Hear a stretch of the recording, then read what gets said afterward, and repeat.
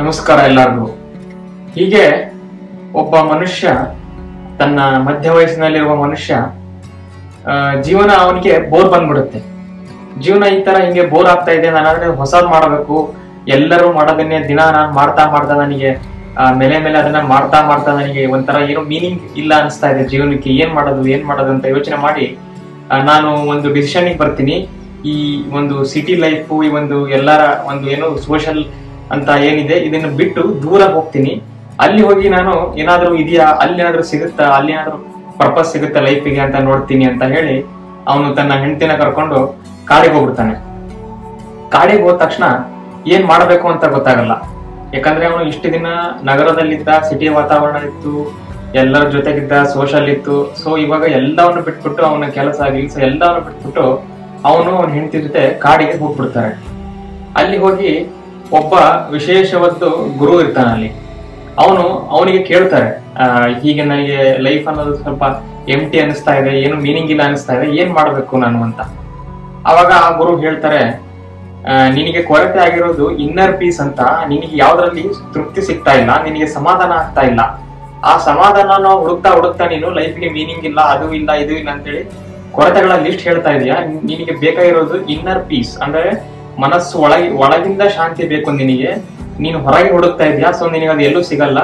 ನೀನು ಮೆಡಿಟೇಷನ್ ಮಾಡು, ನೀನು ಒಂಥರ ಮಿನಿಮಲಿಸ್ಟಿಕ್ ಆಗಿ ಬದುಕು, ನೀನು ಜಾಸ್ತಿ ಎಕ್ಸ್ಪೆಕ್ಟ್ ಮಾಡಕ್ ಹೋಗ್ಬೇಡ ಏನನ್ನು ಅಂತ ಹೇಳಿ ಅವನಿಗೆ ಕೆಲವೊಂದು ಟ್ರಿಕ್ಸ್ ಹೇಳ್ಕೊಡ್ತಾರ ಅವ್ರು ಏನ್ ಮಾಡ್ಬೇಕು ಅಂತ.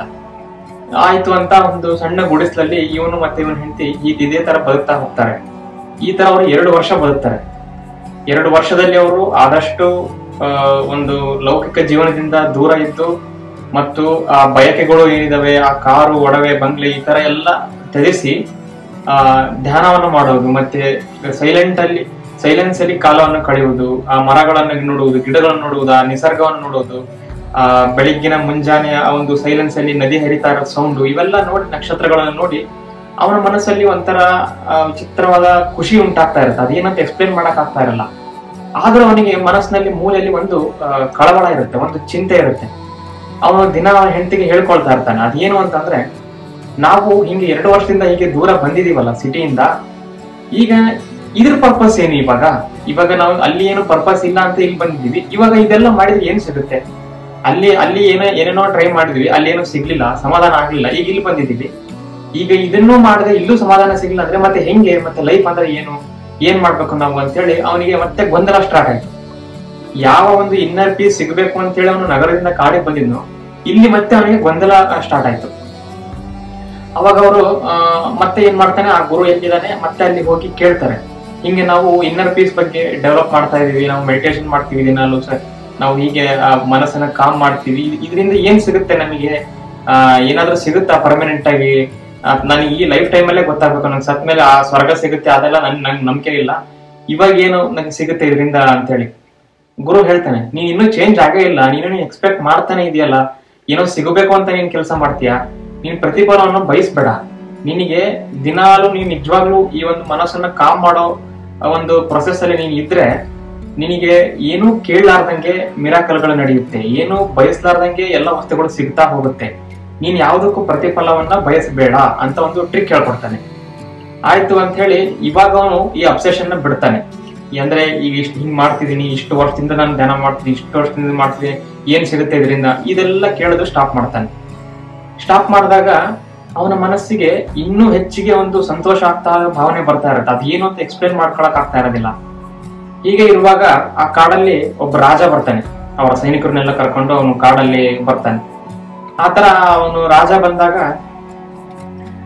ಅವನ ಹೆಂಡತಿಯಲ್ಲಿ ಗುಡಿಸ್ಲ ಹತ್ರ ಕೆಲಸ ಮಾಡ್ತಿರ್ತಾರೆ. ಇವನು ಸೈಲೆಂಟ್ ಅಲ್ಲಿ ಆಕಾಶ ನೋಡ್ತಾ ಇರ್ತಾನೆ.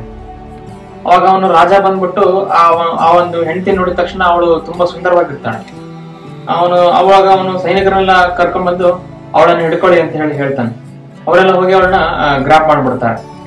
ಅವಾಗ ಅವನು ಆ ಒಂದು ಗಂಡ ಇರ್ತಾನಲ್ಲ, ಅವನ ಹತ್ರ ನೋಡ್ತಾನೆ. ಅವನೇನು ಲೈಕ್ ಕೋಪ ಮಾಡ್ಕೊಳ್ಳೋದಿಲ್ಲ, ಏನು ಮಾಡಲ್ಲ, ಸೈಲೆಂಟ್ ಆಗಿ ನಿಂತಿರ್ತಾನೆ, ಕಾಮ್ ಆಗಿ ಪೀಸ್ ಆಗಿ ನೋಡ್ತಾ ನಿಂತಿರ್ತಾನೆ. ಅವಾಗ ರಾಜ ಕೇಳ್ತಾನೆ, ನೀನು ಒಬ್ಬ ಗಂಡನ, ನಾನು ನಿನ್ನ ಹೆಂಡತಿನೆಲ್ಲ ಇಲ್ಲಿ ಕಿಡ್ನಾಪ್ ಮಾಡ್ಸಕ್ಕೆ ನನ್ನ ಸೈನಿಕರನ್ನೆಲ್ಲ ಹಿಡ್ಕೊಂಡಿದ್ದೀನಿ, ನಿನಗೇನು ಅನಿಸ್ತಾ ಇಲ್ವಾ ಅಂತ. ಅವನು ಸುಮ್ಮನೆ ಸ್ಮೈಲ್ ಮಾಡ್ತಾನೆ ಇರ್ತಾನೆ, ನಗ್ತಾನೆ ಇರ್ತಾನೆ. ಇಲ್ಲಿ ಏನೋ ನಡೀತಾನೆ ಇಲ್ಲ ಅಂತ ಹೇಳ್ತಾನೆ.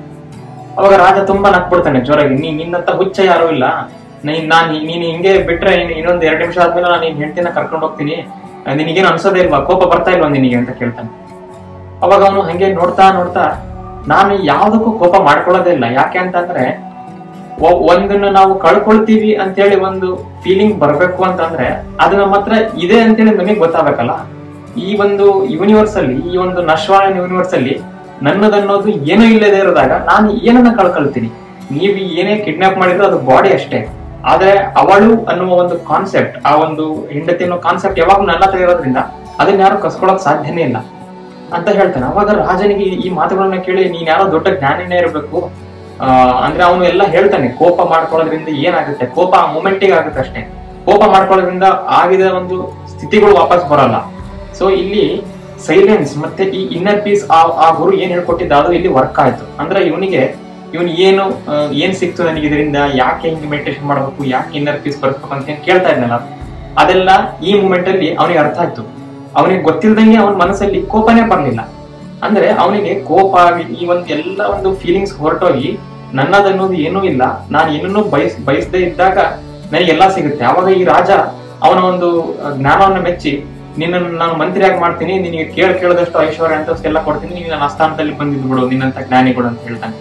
ಹಿಂಗೆ ಅವನ ಲೈಫ್ ಅಲ್ಲಿ ನಾಡು ಬೇಡ ಅಂತ ಕಾಡಿಗೆ ಹೋದವನು ಈ ತರ ಒಂದು ಸಿಚುವೇಶನ್ ಆಗಿ ಅವನ ಒಂದು ಪರಿಶ್ರಮದಿಂದ, ಅವನ ಒಂದು ಮನಸ್ಸು ಕಾಮ್ ಮಾಡೋದ್ರಿಂದ, ಅವನೆಲ್ಲವನ್ನು ಲೆಟಿಂಗ್ ಗೋ ಮಾಡೋದ್ರಿಂದ ಮತ್ತೆ ಅವನಿಗೆ ಸಾಕಷ್ಟು ಐಶ್ವರ್ಯ ಅಂತಸ್ತು ಸಿಗುವಂತ ಪೊಸಿಷನ್, ಆ ತರ ಮಿರಾಕಲ್ನ ಅವನೇ ಕ್ರಿಯೇಟ್ ಮಾಡ್ದ. ಸೊ ಇದೇ ತರ ನಮ್ಮ ಲೈಫ್ ಅಲ್ಲಿ ಏನನ್ನೋ ಚೇಸ್ ಮಾಡ್ಬೇಕು ಅಂತ ಹೇಳಿ ಪ್ರತಿ ಒಂದು ಕ್ಷಣನೂ ಇದರಿಂದ ಏನ್ ಪ್ರತಿಫಲ, ನಾ ಇದನ್ನು ಮಾಡಿದ್ರೆ ಏನ್ ಪ್ರತಿಫಲ, ಅವರಿಗೆ ಸಹಾಯ ಮಾಡಿದ್ರೆ ನನಗೆ ಅವರಿಂದ ಏನ್ ಸಿಗುತ್ತೆ, ಇದರಿಂದ ಸಹಾಯ ಮಾಡಿದ್ರೆ ಇದೇನ್ ಸಿಗುತ್ತೆ. ಯಾರೋ ಒಬ್ರು ಸಬ್ ಕಾನ್ಶಿಯಸ್ ಬಗ್ಗೆ ಹೇಳ್ತಾ ಇದಾರೆ ಅಂತಂದ್ರೆ, ಏನೋ ಒಂದು ಟ್ರಿಕ್ ಇದೆ, ಈ ಟ್ರಿಕ್ ಮಾಡ್ಬಿಟ್ರೆ ನನಗೆ ಏನ್ ಸಿಗುತ್ತೆ, ಈ ತರ ಒಂದು ಟೆಕ್ನಿಕ್ ಅಥವಾ ಈ ತರ ಒಂದು ಟ್ರಿಕ್ ಅಥವಾ ಇವ್ರ ಹತ್ರ ಹೋಗ್ಬಿಟ್ರೆ ನಮ್ಮ ಲೈಫ್ ಉದ್ಧಾರ ಆಗ್ಬಿಡುತ್ತೆ, ಈ ತರ ಎಲ್ಲೂ ಇರಕ್ಕೆ ಸಾಧ್ಯ ಇಲ್ಲ. ಯಾಕೆ ಅಂದ್ರೆ ವಿವೇಕಾನಂದ ಹೇಳೋದಕ್ಕೆ, you are the creator of your own destiny. ಇದ್ರ ಮೀನಿಂಗ್ ಏನು ಅಂತಂದ್ರೆ, ನೀನು ಏನು ಒಂದು ಕರ್ಮ ಮಾಡ್ತೀಯ, ನೀನು ಈ ಪ್ರೆಸೆಂಟ್ ಮೂಮೆಂಟ್ ಅಲ್ಲಿ ಏನು ಥಿಂಕ್ ಮಾಡ್ತೀಯ, ಯಾವುದನ್ನ ಬಯಸ್ತಾ ಇರ್ತೀಯ, ಅದನ್ನೇ ನೀವು ಅಟ್ರಾಕ್ಟ್ ಮಾಡ್ತೀರ. ಅಂದ್ರೆ ಅದು ಅಬ್ಸೆಷನ್ ಆಗ್ಬಾರ್ದು. ಇದನ್ ಮಾಡಿದ್ರೆ ಏನ್ ಪ್ರತಿಫಲ ಸಿಗುತ್ತೆ, ಇದನ್ ಮಾಡಿದ್ರೆ ಏನ್ ಪ್ರತಿಫಲ ಸಿಗುತ್ತೆ, ಎಲ್ಲವನ್ನು ಎಕ್ಸ್ಪೆಕ್ಟ್ ಮಾಡದೇ ಇದ್ದಾಗ ಲೀಸ್ಟ್ ಎಕ್ಸ್ಪೆಕ್ಟೇಷನ್ ಟೈಮ್ ಅಂತ ಇರುತ್ತೆ. ಆ ಲೀಸ್ಟ್ ಎಕ್ಸ್ಪೆಕ್ಟೇಷನ್ ಟೈಮ್ ಅಲ್ಲಿ ಮಿರಾಕಲ್ಗಳಾಗುತ್ತೆ. ಆ ವ್ಯಕ್ತಿ ಆ ಒಂದು ಧ್ಯಾನ ಮಾಡ್ತಾ ಇದ್ರು ಕೂಡ, ಮೆಡಿಟೇಷನ್ ಮಾಡ್ತಾ ಇದ್ರು ಕೂಡ, ಇವಾಗ ಇದರಿಂದ ಏನಾಗುತ್ತೆ, ಅದರಿಂದ ಏನಾಗುತ್ತೆ ಅಂತ ಅವ್ನು ಪ್ರತಿ ಕ್ಷಣದಿಂದ ಕ್ವಶನ್ ಮಾಡ್ತಾ ಇದ್ದ. ಇಲ್ಲಿ ಅವನು ಡೌಟ್ ಮಾಡ್ತಾ ಇದ್ದ. ಸೊ ಅವ್ನು ಮಾಡ್ತಿರೋದೇನು ವರ್ಕ್ ಆಗ್ತಾ ಇರ್ಲಿಲ್ಲ. ಯಾವಾಗ ಅವನು ಎಲ್ಲವನ್ನು ಬಿಟ್ಟುಕೊಟ್ಟ, ಏನಾಗುತ್ತೋ ಆಗ್ಲಿ, ನಾನು ನನ್ನ ಮನಸ್ಸನ್ನ ಕಂಟ್ರೋಲ್ ಇಡ್ತೀನಿ, ನಾನು ಏನು ಡಿಸರ್ವ್ ಇದೀನೋ ಅದು ನನಗೆ ಅಟ್ರಾಕ್ಟ್ ಆಗುತ್ತೆ, ಈ ತರ ಒಂದು ಅವನು ಮೆಂಟಾಲಿಟಿ ಬೆಳೆಸ್ಕೊಂಡಿದ್ದಕ್ಕೆ ಅವನೇ ಯೂನಿವರ್ಸ್ ಇಂದ ಈ ತರ ಒಂದು ರಾಜ ದಾರಿಯಲ್ಲಿ ಬಂದಂಗೆ, ಅವ್ರು ಕಿಡ್ನಾಪ್ ಮಾಡ್ದಂಗೆ, ಇವನು ಈ ತರ ಜ್ಞಾನವನ್ನು ಹೇಳ್ದಂಗೆ, ಈ ಒಂದು ಸಿನಾರಿಯೋ ಏನಿದೆ ಇದೊಂದು ಮಿರಾಕಲ್ ತರ ಅವನ ಲೈಫ್ ಅಲ್ಲಿ ನಡೀತು. ಇದಕ್ಕೆ ಕಾರಣ ಆ ರಾಜ ಅಲ್ಲ ಅಥವಾ ಆ ಕಾಡಲ್ಲ, ಏನೂ ಅಲ್ಲ, ಅವನ ಮನಸ್ಸು. ಯಾಕಂದ್ರೆ ಅವನು ಏನು ಚಿಂತನೆ ಮಾಡ್ತಾನೋ ಅದನ್ನೇ ಲೈಫ್ ಅಲ್ಲಿ ಅಟ್ರಾಕ್ಟ್ ಮಾಡ್ತಾರೆ. ಮುಂಚೆ ಅವನು ಅಬ್ಸೆಷನ್ ಚಿಂತೆ ಮಾಡ್ತಾ ಇರೋದ್ರಿಂದ ಅವನಿಗೆ ಏನು ಅಂತ ಒಂದು ಸ್ಥಿತಿ ಬರ್ಲಿಲ್ಲ. ಅವನಿಗೆ ಮತ್ತೆ ಬೋರಿಂಗ್ ಅನ್ನೋ ಲೈಫೇ ಬಂತು. ಯಾಕಂದ್ರೆ ಅವನು ಮತ್ತೆ ಏನ್ ಸಿಗುತ್ತೆ ಅಂತಾನೆ ಮಾಡ್ತಾ ಇದ್ದ. ಯಾವಾಗ ಗುರು ಹೇಳಿದ್ಮೇಲೆ ಅವನು ಎಲ್ಲವನ್ನು ಸ್ಟಾಪ್ ಮಾಡಿದ, ಚಿಂತೆ ಮಾಡೋದನ್ನ ಸ್ಟಾಪ್ ಮಾಡೋದು, ಎಕ್ಸ್ಪೆಕ್ಟ್ ಮಾಡೋದನ್ನ ಸ್ಟಾಪ್ ಮಾಡೋದು, ಪ್ರೆಸೆಂಟ್ ಮೂಮೆಂಟ್ ಅಲ್ಲಿ ಬದುಕಕ್ಕೆ ಟ್ರೈ ಮಾಡಿದ್ನೋ, ಅವಾಗ ಈ ತರ ಒಂದು ಮಿರಾಕಲ್ ಅವನು ಅಟ್ರಾಕ್ಟ್ ಮಾಡದ. ಆದ್ದರಿಂದ ಯಾರೇ ಲೈಫ್ ಅಲ್ಲಿ ಯಾವಾಗ ಆಗುತ್ತೆ, ಆ ಕ್ಷಣ ಯಾವಾಗ ಬರುತ್ತೆ, ಈ ಮಿರಾಕಲ್ ಯಾವಾಗ ಆಗುತ್ತೆ, ನಾನ್ ಯಾವಾಗ ಹಂಗಾಗ್ತೀನಿ, ನೀನ್ ಯಾವಾಗ ಹಂಗಾಗ್ತೀನಿ, ಯಾವಾಗ ಹಾಗಾಗುತ್ತೆ ಅನ್ನಕ್ಕೆ ಒಂದು ಕರೆಕ್ಟ್ ಆನ್ಸರ್ ಇಲ್ಲ. ಆದ್ರೆ ಒಂದು ಆನ್ಸರ್ ಇದೆ, ಒಂದು ವೇ ಆಫ್ ಆನ್ಸರ್ ಇದೆ. ಅದೇನು ಅಂದ್ರೆ, ಯಾವಾಗ ನಾವು ಲೀಸ್ಟ್ ಎಕ್ಸ್ಪೆಕ್ಟ್, ಅಂದ್ರೆ ನಾವು ಬಯಸೋದನ್ನ ಯಾವಾಗ ಅತ್ಯಂತ ಕಡಿಮೆ ಮಾಡ್ತೀವೋ, ಪ್ರೆಸೆಂಟ್ ಮೂಮೆಂಟ್ ಅಲ್ಲಿ ಇವಾಗ ಸಿಕ್ಕಿದ್ರಲ್ಲಿ ಎಷ್ಟು ಖುಷಿಯನ್ನ ಪಡ್ತೀವೋ, ಆ ಒಂದು ಮೂಮೆಂಟ್ ಇಂದ ಮಿರಾಕಲ್ಗಳು ಅಟ್ರಾಕ್ಟ್ ಆಗ್ತವೆ. ಆ ಒಂದು ಮೂಮೆಂಟ್ ಮಿರಾಕಲ್ಗಳನ್ನ ಅಟ್ರಾಕ್ಟ್ ಮಾಡಕ್ಕೆ ಒಂದು ದಾರಿ ಆಗುತ್ತೆ ಅಂತ ಈ ವಿಡಿಯೋದಲ್ಲಿ ನಾನು ಹೇಳಕ್ಕೆ ಇಷ್ಟಪಡ್ತೀನಿ. ಮತ್ತು ಇದೇ ತರಹ ನಿಮಗೆ ಬ್ರಹ್ಮಾಂಡದ ವಿಷಯಗಳು ಮತ್ತು ವಿಜ್ಞಾನದ ವಿಷಯಗಳು, ಸಬ್ ಕಾನ್ಶಿಯಸ್ ಮೈಂಡ್ ಬಗ್ಗೆ ವಿಷಯಗಳು ಇಷ್ಟ ಆದಲ್ಲಿ ದಯವಿಟ್ಟು ನನ್ನ ಚಾನಲ್ ಸಬ್ಸ್ಕ್ರೈಬ್ ಮಾಡಿ. ಧನ್ಯವಾದಗಳು.